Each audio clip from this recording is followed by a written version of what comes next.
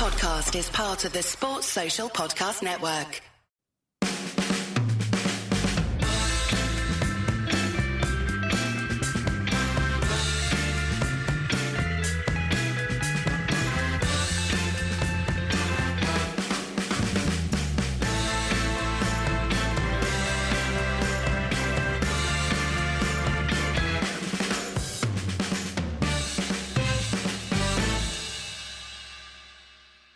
Hey, Tom, that was a bit frustrating, wasn't it? Yeah, it's definitely the right word. Really frustrating. Yeah, it was odd performance from United. So, I mean, it was more open in the first half, I thought, and Newcastle actually tried to attack, or United let them through being sloppy. And then the second half, it was just all possession, but not enough coming from it, really. All a bit Van Gaal ball, wasn't it? Yeah, it did feel that way. Like you say, Newcastle just came to disrupt us, especially in the first half. They were able to do that quite easily because, yeah, we were sloppy and we were taking too long on the ball. Like the time we were taking between the first touch and the second touch was just too lackadaisical, especially Fred and Casemiro, I thought, in the first half. Just getting caught on the ball too quickly. And Newcastle were bitey throughout, and they have been throughout the whole season. And it was always going to be a difficult game because they do play with a lot of intensity and fire under Eddie Howe, and they've got some really good players. It was always going to be difficult, but yeah, I think we just allowed them to get on top of us at least at times. Not on top of us in an attacking sense, but as in their players to just get on top of us and get on win tackles. No, I think that's right, and it worked, didn't it? In the first half, they were able to kind of ruin United's rhythm, and it almost got caught out playing out from the back. Again, They're very, very determined to do this, United. They're going to keep possession, and that's what Ten Hag wants to build. And you can see what kind of team he wants. It's just sometimes missing a cutting edge. I mean, I feel like we've talked about Sancho and Anthony quite a lot on the pod, but it's hard not to look at them again and go, I mean, Anthony had a few nice moments in the second half when he took on Dan Burn. Yeah, didn't he? And after Burn was booked, and he's not the quickest anyway, and not the most nimble, being 9'12" or whatever he is. But Anthony plays with back to goal a lot. He just feels like he's going backwards, and he's more talented than that. And I don't know whether it's a confidence thing. And then Sancho he's just not getting the ball enough.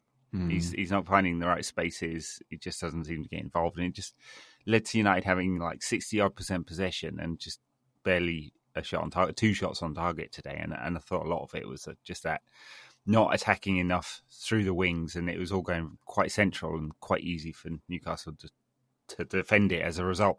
Yeah, because I thought Anthony was good today. That trickiness, and I'll qualify good in a second, but that trickiness that he has got himself behind Burn a lot, and like you say, Burn is slow. It's probably the slowest left back in the league, arguably. So you would hope that he would get in behind him a few times, but it's that end product that a few times just let him down. Like there was one in particular towards the end. I can't remember who was the player in the box, but he tried to play it with the outside of his left foot. Right. And it's like, surely just use your right there. Like, and I know, but it's a swinger, isn't it? Though. Yeah, exactly. Right. And it just gets blocked like immediately, and it's like there's a few times he gets into great positions, Anthony. And this is what I kind of fear about him. Like he's got trickiness, he can beat a man sometimes. He hasn't got the explosive pace, but it's when he gets into that final third. And I know he scored goals in his first 3 games for us, but that when he's crossing, he's shooting, whether or even sometimes just passing, it's very hit and miss.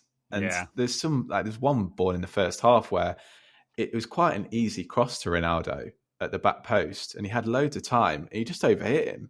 And I know he didn't overhit him by much, and I think he even showed like, oh yeah, I almost got that.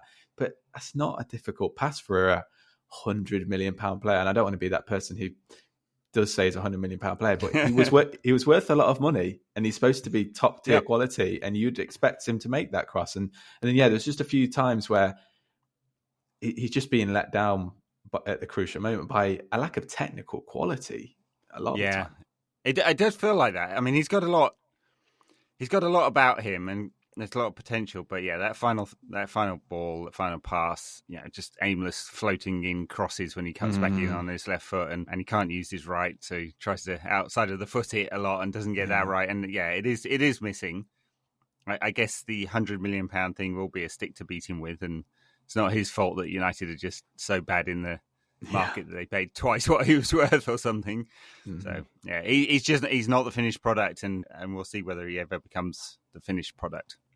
Yeah, so that was a bit frustrating, and through the middle, I thought definitely missed Eriksen. Just the inventiveness, his ability to find players in space. Casemiro and Fred are not that.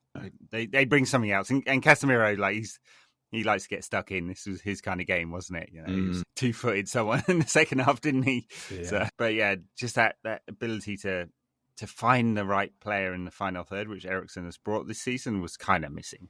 So, and I think you see that in the numbers. Lots and lots of ball, not really dangerous enough. Yeah, and we've spoken about it before, haven't we? Just Eriksen has become, in 3 or 4 months, so pivotal to this side because there is no one else like him. There's no other player. I mean, a few years ago, we wouldn't have called Eriksen a controller, but right now, he's by far the best one we've got. And we've spoken about how we've got no replacement for him. And Fred comes in today. Fred is good he has qualities to him, but being a controller is not one of them. And he's just way too sloppy on the ball. And you also think to that great chance that Fred missed towards the end, if that falls to Eriksen, there's no way he's not hitting the target. A lot of players. Well, he didn't go with his right foot, did he? Because it's a swinger. Yeah, he's just trying to let him go across his body, and it's too late by then. Yeah, yeah, and I thought Casemiro was really, really good today. Like, not perfect, like I say, in the first half, especially dawdled on the ball a bit, and he still doesn't look 100% sharp, but he brings so much to the game. I love his physicality, and that ball to Rashford in the last minute is just pure quality. And that's not even the reason why we bought him, that kind of thing, but obviously it's a string to his bow, which and he's got that's right. I mean, he's a good player. He's clearly a good player, isn't he? He's clearly, I mean, again, a lot of money for a player of his age, but he's a good addition, and he is definitely taking a bit of time to get used to the pace of the game. He gets caught on the ball, rushes some of them, and so therefore looks sloppy with his passing. I kind of feel he's getting there step by step, and the physical piece is great. I mean,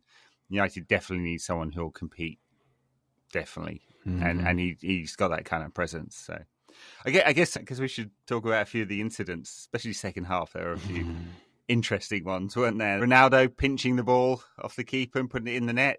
I mean, it looked like they'd taken the free kick, I have to say. Yeah. And can you get booked for that? Did he get booked for the protestation? I don't know what he got. I don't know. Because the ref did have his arm in the air, so strictly speaking, I think it's correct. But it looked like they'd taken the free kick. I thought he put his arm in the air before before Trippier played the pass. Right. And then put it down or kept it up, though. He did keep it up, but with that, you keep with an offside, you keep it up until the ball's been touched because it's indicating it's an indirect free kick. So if the goalkeeper kicks the ball straight into the opposite net, then he keeps his hand up until someone else has touched it, because then the game would be brought back because it's an indirect free kick and you can't score from it. Right. So I don't know. I think it's a tough one to argue to the case for Ronaldo have actually should legitimately have scored, but I don't understand why he's given a free kick, because Trippier's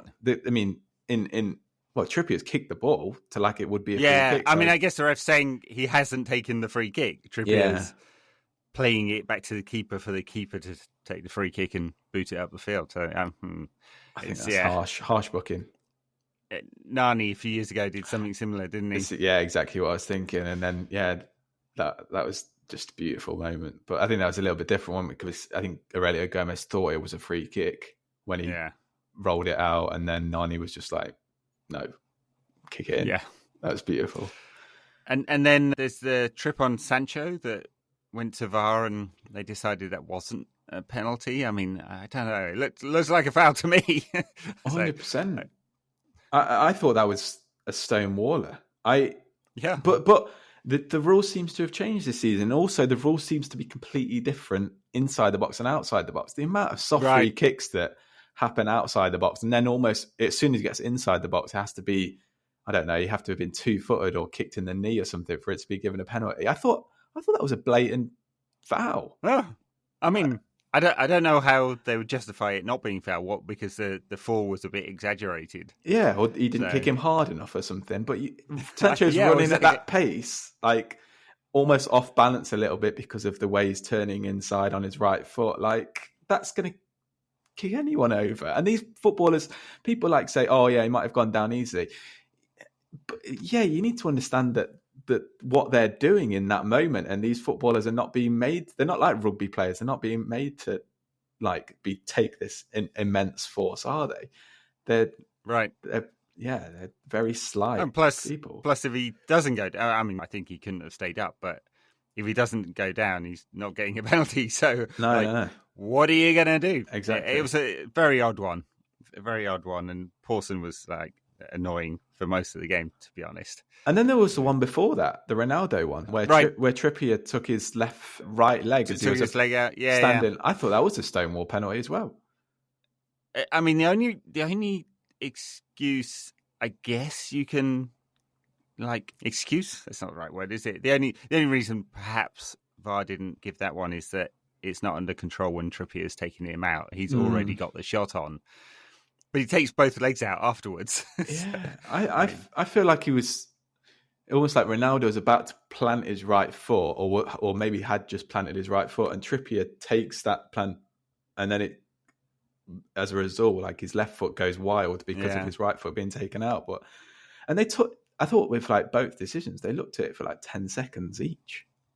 Yeah, I know. There's a very high bar, isn't there? I mean, it's an unwritten rule of football. Once the striker has taken a shot, you can do whatever you want to. Yeah, exactly. Yeah, literally. It's like that Van Dijk snap one. both his legs. Yeah, where no problem. Pickford broke his or did his cruciate ligament or whatever. But yeah, the shot had already been taken, mate. It was offside, so yeah, it's fine. So it's all right. Yeah. Pulls out the shotgun, blows his legs off. Yeah, it's fine. It's fair, ref. Fair. Yeah. I mean, some frustrating moments, and then obviously we talked about the Fred miss at the end, and then Marcus Rashford's header with seconds to go. Come on, Marcus, got to put that away. I know, and I just think he saw Ten Hag on the TV turn around and look towards his bench. I was just wondering, is he looking at Ronaldo right now? Because obviously Rashford came on for Ronaldo, and you think that is kind of the perfect thing for Ronaldo to just bullet into the back of the net, but Rashford, he just should be scoring, and it kind of almost came off the side of his head. Yeah, he just didn't properly connect with it. But yeah, I mean, Rashford came on to be able to create some space. Newcastle, to be fair to them, do try to play a high line. Mm-hmm. Couldn't always, because obviously they're under pressure today, the second half especially. But Rashford's come on to stretch it a bit, and he did. And he did, yeah. Yeah, the chance he created for Fred, through ball, and then a good cutback. Yeah, perfect Fred swinger. Perfect touch round the Pope. Yeah. The perfect placement to where you can put it. I mean, it's interesting. I think a more confident player probably takes that shot on. I think it was open for him, but then you can't complain about him not taking the shot on when he plays a perfect pass to Fred, because it was a perfect pass. They didn't show enough replays on the TV to work out how Fred actually missed that. Because initially I thought that the defender had touched it onto Fred, but it doesn't look like he did. I think Fred's just completely missed the ball. He's under a bit of pressure, and he basically lets the ball come across his body and tries to go with his left when he should clearly go with his right.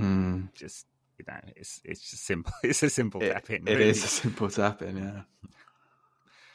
Yeah, so all round frustrating in the battle for 6th place, or whatever you might be going for this season.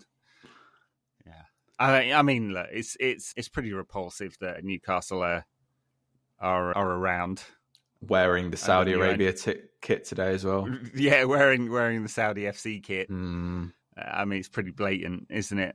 And given the regime and all of that, and just we had Dan Ashworth, the sporting director, came from Brighton. Yeah. give an interview this week in which he's just totally tone deaf about any of the ownership, and it's been like that from everyone at the club, right? Just completely ignoring it, like they didn't execute 81 people with a sword, which is the method earlier this year, and don't chop up journalists. And that's the shocking one as well, that not a single journalist will talk about that.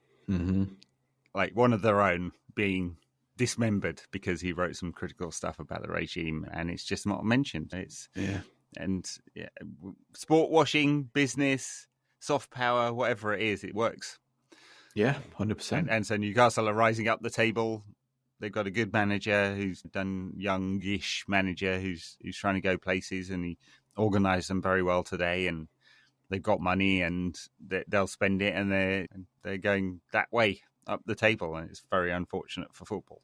Yeah, and you just wonder how long it's going to take. I mean, how many years did it take City? And even compared to cities riches like Saudi Arabia is completely next level. It's unlimited money, how much they want to throw at it. It's just how much inclination they will have.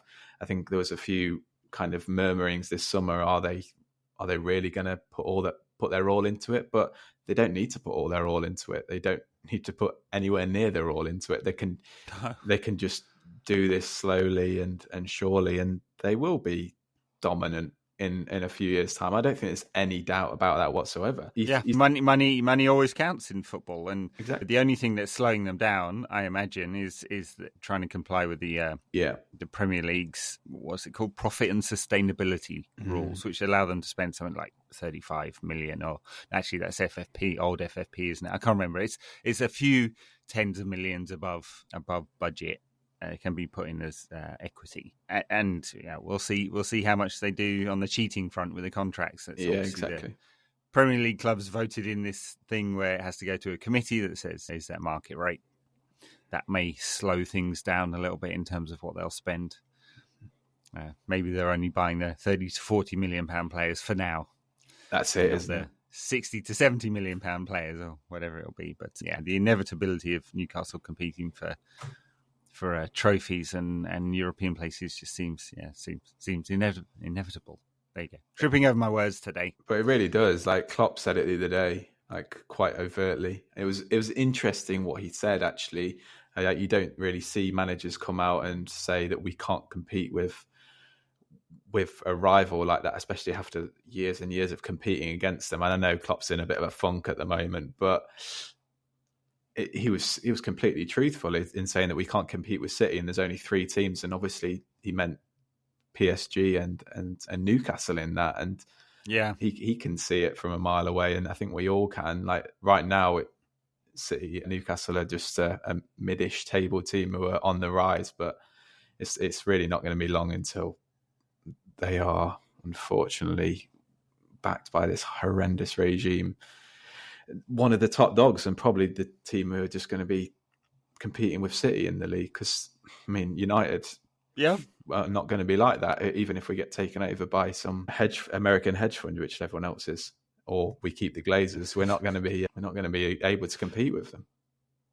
Well, yeah, I mean, United did spend a lot of money this summer. There is still pretty wealthy as a club. I mean, going backwards in terms of the rankings because of failure on the pitch and mismanagement, of which I'm not sure it'll change. I mean, that's the problem we'll as see. Well. Yep.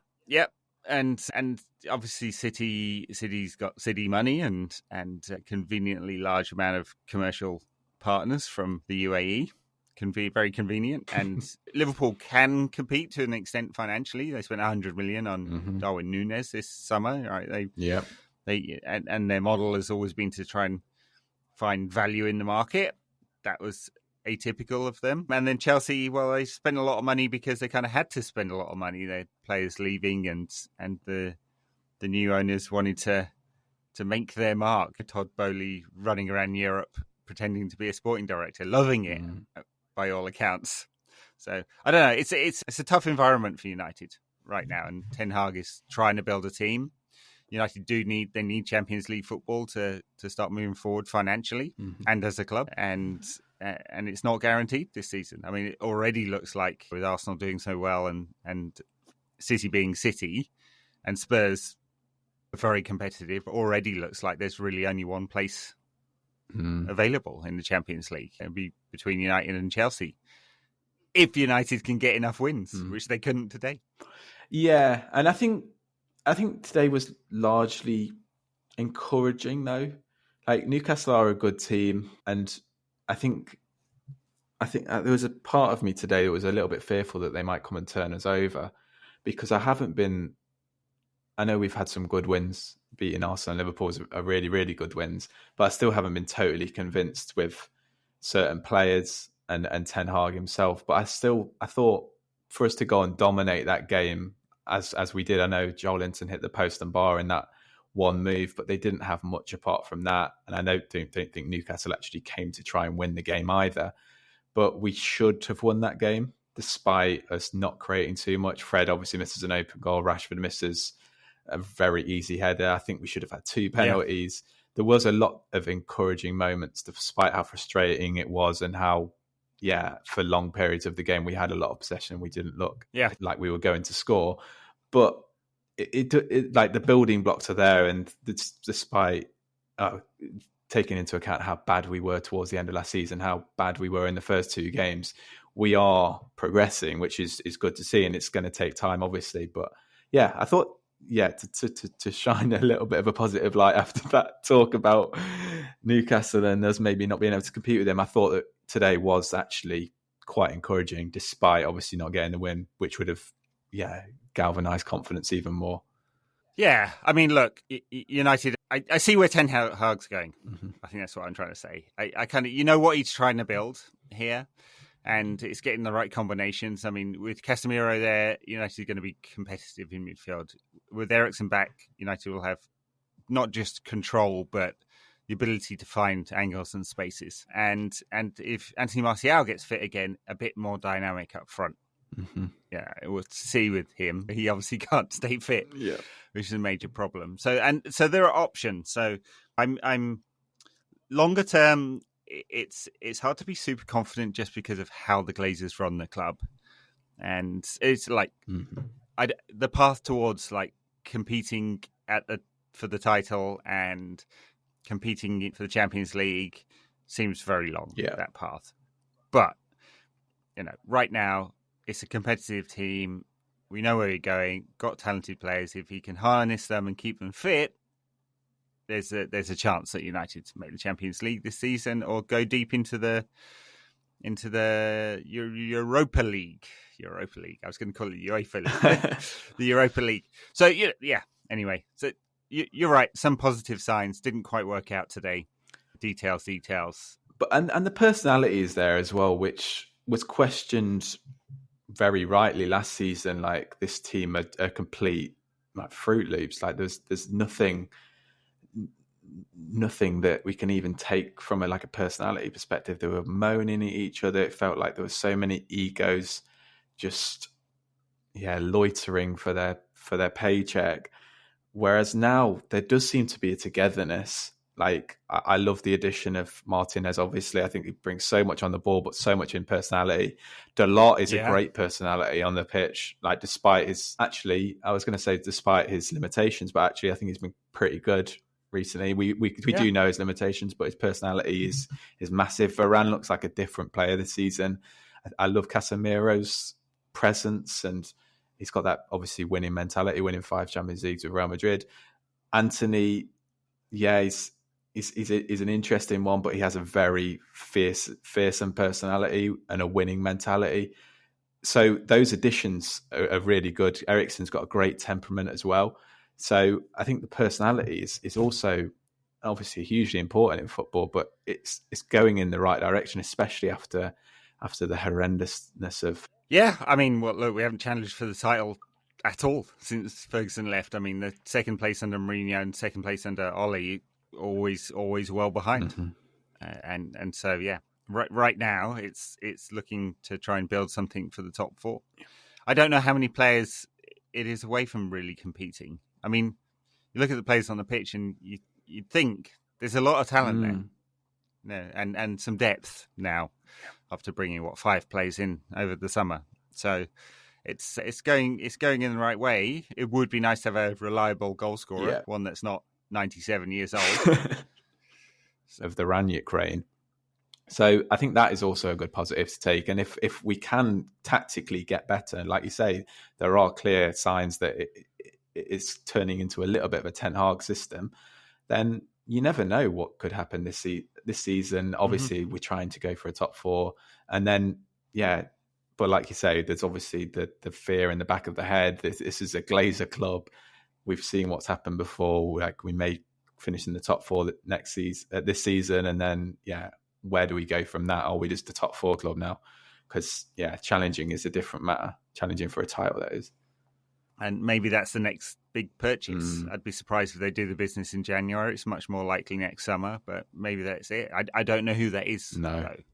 Exactly. So, Martial's not reliable because he's not fit. Ronaldo's not reliable because he's ancient and looking at it, and Rashford just doesn't score quite enough, really.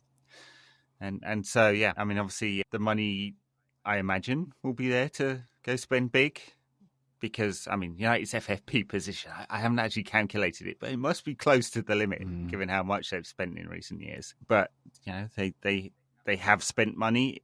It's not always very smart, but, that just means that they can go out and buy that forward probably next summer, which will be the player who will take United forward again. Yeah. We hope, unless it all collapses under Ten Hag, but I don't think it will. I think there's a bit of steel about it. Yeah, about him. And then I think that's probably a reason why the personality has changed, because of him. But like you say, the striker thing is so important. Like today, if we had a proper striker, not saying that Ronaldo, a proper striker who's not ancient, then I think we win that game today 2-0. Maybe Ronaldo didn't have the best of chances, but you think that one where I think he did get fouled by Trippier, I think a sharper striker would have got a shot on target there. I think there were a couple of other moments where there was one in the first half, really, really near the start of the game, where Sancho played it left to Ronaldo, and it kind of just ran away from him. Maybe it was overhit pass by Sancho, but I think Ronaldo's lethargy and lack of pace now just made that pass look so much worse than it actually was. And I think you're right. And obviously towards the end, that striker would be on the pitch instead of Rashford to potentially head that one to goal. Or I think a number 9 completely changes the dynamic in this team. And I think it's what we spoke about last season when we were thinking about how does Ronaldo fit into this Ten Hag system? Who is the striker who's not going to play if Ronaldo does end up leaving, which he looked like he was? And there was nothing. And that's why we went for Marco Arnautovic. Who also is the top scorer in Serie A at the moment. Is he? Wow. He was definitely top last weekend. I don't know if he's been overtaken this weekend, but maybe we should have got him in. Though he is a bad racist, so maybe not. It's a problem. Although United don't seem to have a problem with difficult people. Despite our owners not being a state, we're not exactly the moralists, are we, in this situation? No. Well, I guess we probably ought to talk about Mason Greenwood. Good segue. Not that I want to talk about him. Yeah. Lovely topic. Go from murderous state-owned clubs to alleged sexual abusers. I mean, he's finally been charged by the CPS. So, he's going to have a hearing on Monday. That will be a plea hearing, I assume, and I guess we're going to see a trial at some point, and that could be quite a long time in the future. It's a pretty horrible, dark situation, isn't it? Yeah, and it's going to get really toxic. Like, I think over the last few months, when this news first broke, it was kind of unanimous support for the woman involved. But as the months have progressed, it's felt, especially on Twitter, like more people are vocally backing Greenwood.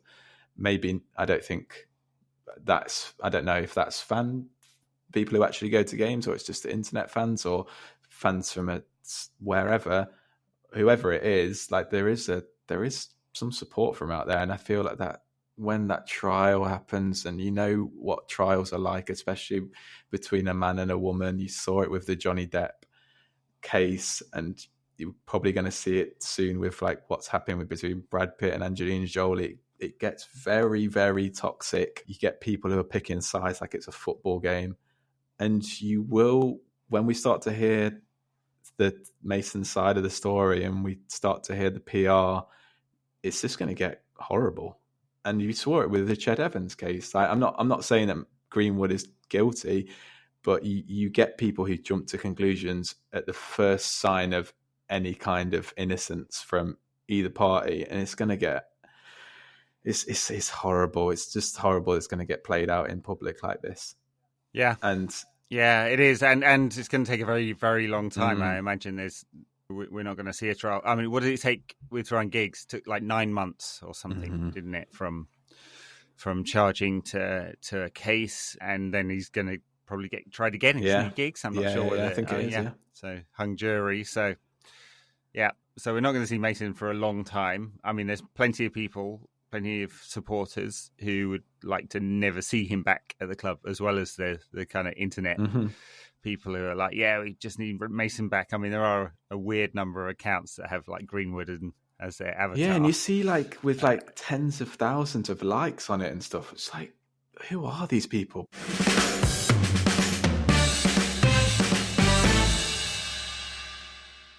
Well, there is actual football, apart from watching what's happening with Mason Greenwood. United playing Spurs at Old Trafford on Wednesday, and then Chelsea on the Sunday afterwards, and then Sheriff in the Europa League after that. So some interesting games coming out. Spurs pretty good at the moment. Yeah, pretty good.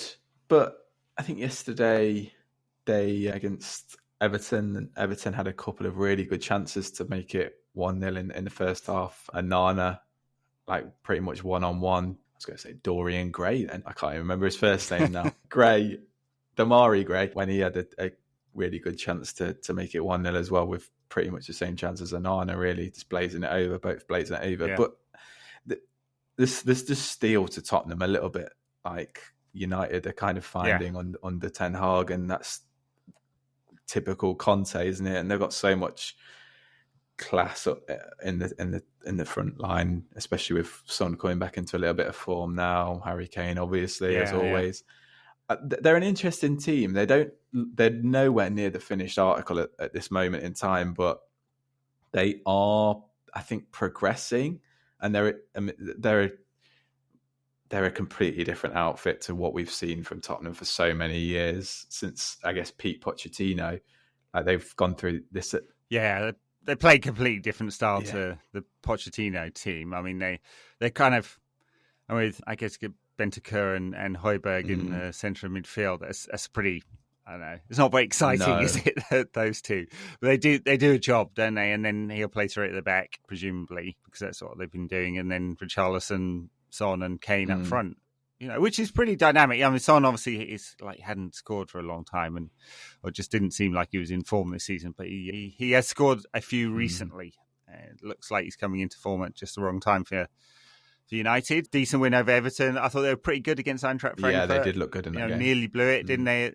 I know Arsenal beat them in the derby like a week, 10 days ago, whenever it was, a couple of weeks ago. But I'm not sure that they actually deserve to get, it was 3-1 and looked like an easy victory in the end for Arsenal, but it wasn't. It was pretty competitive for a while. Yeah, it was. It was kind of, they created a lot of openings and then kind of messed up their last pass a lot of the time. So I think probably maybe on XG it wasn't even as close as actually top it should have been. It was kind of one of those where they blew the shot before it even happened. But yeah, they do look good. It's the mentality that's changed so much. Like I say, like past 2 or 3 years they had pretty much the same team. They've made some good additions. Bentancur's great addition. Kulusevski, but he's injured at the moment anyway. But it's that the mentality is like, it feels like they're almost like elite, even though they're not quite. It hasn't been the way with Tottenham, but Conte just makes you think like that.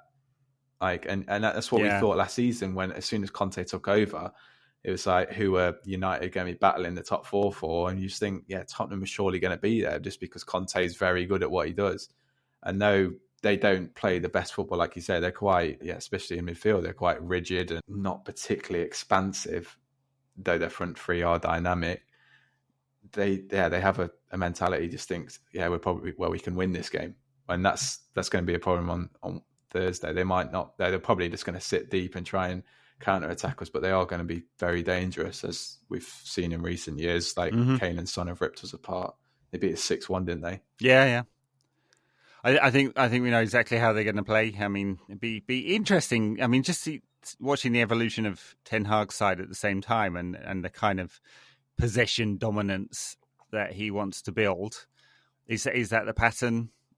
United possession, Spurs trying to break. I mean, it feels like it might well be, and it's pretty dangerous. But I think United now have the kind of with Maguire either injured or on the bench, and Varane back in the side now, have a kind of sense of calmness at the back. The chaos isn't there, and which is good. The dangerous part is Son coming off the left and Dalot losing his marker. I'm sure that channels are dangerous, and obviously any chance Kane gets, he takes it early and takes it very accurately. That's always, he's not quick, but he's got one of the best conversion rates in the league, because he's a top player. So you can kind of spot the pattern and spot where the dangers are for United. And I mean, it'd be interesting to see who's in the team for United. I mean, Eriksen has a cold. Is he going to be back? Rashford didn't start today because he'd been feeling ill too. So we might see Rashford back in the team as the start, whether at number 9 or off the left, not sure.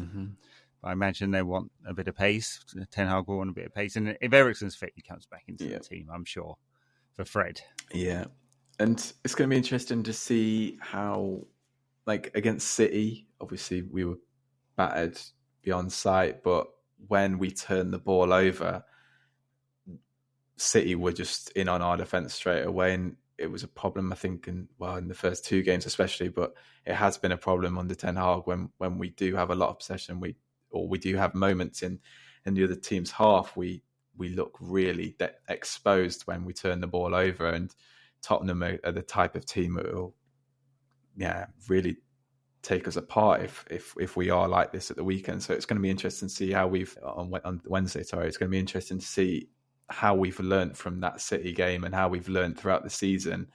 Because today there wasn't really any occasion where we did look complete. Well, we didn't look. I didn't think we looked vulnerable throughout the whole game. I think the Joel Linton header came from a free kick. There was a few set pieces where we looked a little bit vulnerable, but in open play we didn't. Whereas against Tottenham, it's going to be interesting to see if we do look vulnerable to the counter, which, like I say, at times we have. All right. Well, big games coming up, so it just doesn't stop, does it? I don't think there's a free midweek until after the World Cup, and there probably won't be a free midweek after the World Cup if United don't top the Europa League group, because there'll be those 2 extra games. That's looking likely. I mean, United could go to Real Sociedad and win. So, and I think that would help a lot with the schedule, not having 2 extra games in February. So what have we got? We've got. I'm trying to think how many games left in. I think we've got 4 games left in October. Is it? Play 9 in total in October, which is the busiest October we've ever had as a club. Pretty mental schedule, and we'll see when Ten Hag wants to freshen things up. But he's got the squad to do it now. So. Yeah.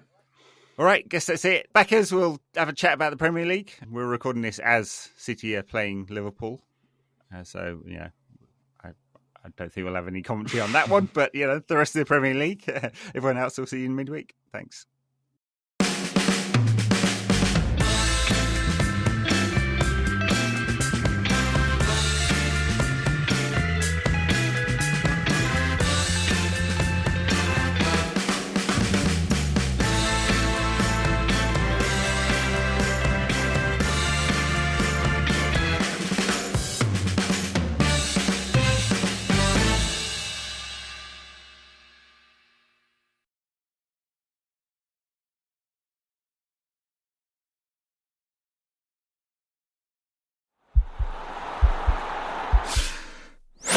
This podcast is part of the Sports Social Podcast Network.